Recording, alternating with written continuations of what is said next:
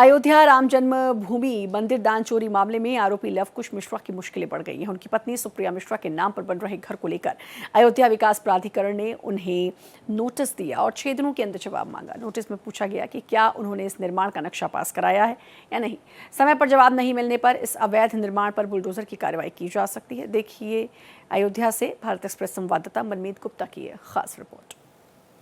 राम जन्मभूमि रामलला के मंदिर के दान चोरी प्रकरण में गिरफ्तार लवकुश मिश्रा की पत्नी सुप्रिया मिश्रा को अयोध्या विकास प्राधिकरण ने इसी भवन के लिए एक नोटिस दिया है। उस नोटिस में पूछा है कि क्या ये भवन का निर्माण जो करा रहे हैं वो वैध तरीके से है कि अवैध है, क्या इसका मानचित्र स्वीकृत है कि नहीं है। इसके लिए 1 हफ्ते का समय दिया गया है। 1 हफ्ते में जवाब देना है सुप्रिया मिश्रा को। और आपको बताएं कि ये भवन जो है लवकुश मिश्रा की पत्नी सुप्रिया के नाम है। 2025 में इसको खरीदा गया था और 2026 फरवरी में ही इस भवन का निर्माण शुरू किया गया।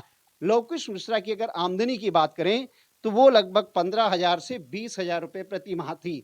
तो ऐसे में 80 लाख से 1 करोड़ के बीच कैसे लवकुश खर्च कर सकता है।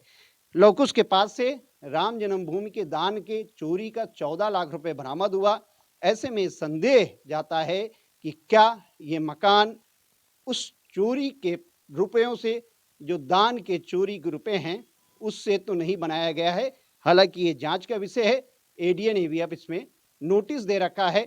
माना जा रहा है कि अगर ये अवैध रूप से निर्माण हो रहा है तो यहाँ पर बुलडोजर की कार्रवाई हो सकती है।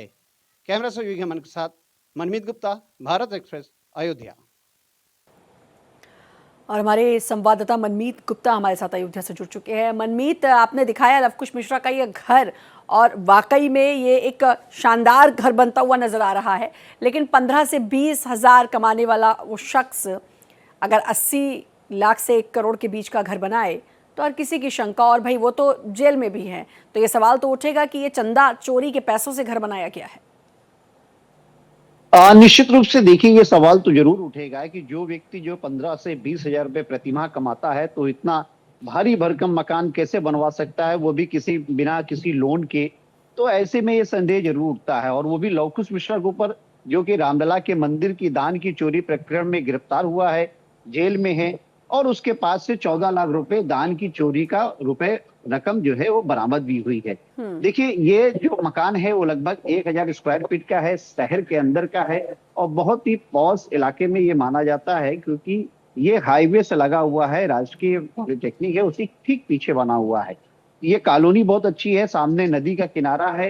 तो ऐसे में ये माना जा रहा है कि ये जमीन भी बहुत महंगी रही होगी। और जब जमीन खरीदा और उस पे इस तरीके का निर्माण, वो भी आरसीसी, बहुत ठोस निर्माण जिसे कहते हैं, जिसमें बहुत अच्छा पैसा खर्च होता है, उस तरीके का इसने पैसा खर्च किया है।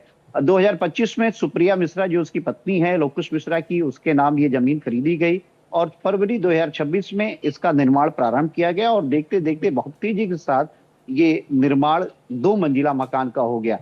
एडीए, जो अयोध्या विकास प्राधिकरण है, उसने जो है इस पूरे मकान को लेकर जो है एक नोटिस सुप्रिया को भेजा है, उनकी पत्नी है। और उस नोटिस में ये पूछा गया है कि इसका मानचित्र स्वीकृत है कि नहीं है, इसका वैध तरीके से निर्माण हो रहा है कि नहीं हो रहा है, और निर्माण की जो प्रक्रिया है उसको वैधानिक तरीके से अपनाई गई है कि नहीं अपनाई गई है। ये कई सारे सवाल उसमें किए गए हैं। हालांकि अभी नोटिस तामील हुई है कि नहीं हुई है, ये क्लियर नहीं हो पाया है, जैसा हमारा एडीए से बात हुई है। लेकिन ये माना जा रहा है कि 1 हफ्ते को उसको समय दिया गया है कि 1 हफ्ते के अंदर जो है वो इसका जवाब दे। अगर 1 हफ्ते में जवाब नहीं देते हैं तो फिर आगे वैधानिक कार्रवाई की जाएगी। बिल्कुल, ये देखना होगा कि आगे और क्या कार्रवाई की जाती है, क्योंकि जाहिर है कल जेल में जाकर पूछताछ की गई थी। जो जिसके पास सबसे ज़्यादा पैसे मिले उससे पूछताछ की गई, बाकी लोगों से पूछताछ की गई। अब ये देखना होगा कि पूछताछ में मनमीत ये लोग क्या क्या उगल रहे हैं। कुछ इस बारे में जानकारी मिल पा रही है कि क्या क्या, कहाँ कहाँ संपत्ति, कहाँ कहाँ पैसे रखे, इस बारे में कोई जानकारी?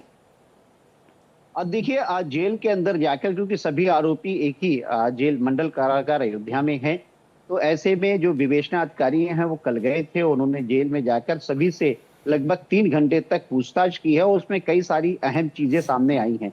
अभी तक जो कागजी दस्तावेज है, जो मकानों का अगर देखा जाए तो वो लवकुश मिश्रा का भी सामने आया, अनुकल का भी सामने आया है, टिन्नू यादव का भी सामने आया है, रमा का भी सामने आया है। और इसके अलावा जो है आप ये मानिए कि सुभाष को छोड़कर, क्योंकि सुभाष रिटायर्ड बैंक कर्मी हैं, तो ऐसे में 7 लोगों के जो है कागजात जो सामने आए हैं, उसमें कहीं ना कहीं मकानों को खरीदा गया है, जमीनों को खरीदा गया मतलब है। वही आरोप जो था कि आसपास संपत्तियों को खरीदा गया है, वो अब उसके जो है सबूत भी सामने आ रहे हैं। खैर, अब इस मामले में और क्या कुछ कार्रवाई होती है ये अब देखना होगा। बहुत बहुत शुक्रिया आपका मनमीत, तमाम जानकारी देने के लिए।